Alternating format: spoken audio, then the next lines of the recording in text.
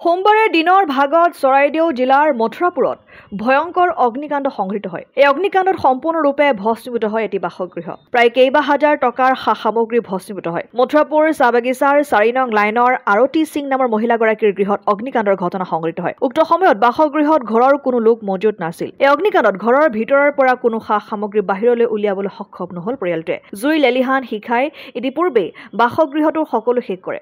দুৰ্ভগীয়া পৰিয়ালটোৰ বাসগৃহত জুইত ভস্মীভূত হোৱাত শোকত ভাগি পৰা পৰিলক্ষিত হৈছে। অগ্নিকাণ্ডৰ কাৰণ এতিয়াও জানিব পৰা হোৱা নাই।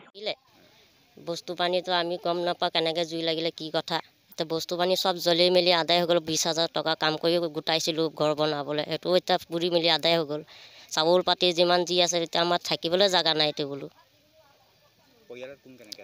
পৰিয়ালটো মানে আমাৰ বেছি পৰিয়াল নাই, আমাৰ দেওৰটো আছিলে, আমিয়ে থাকোঁ লগত বোলো।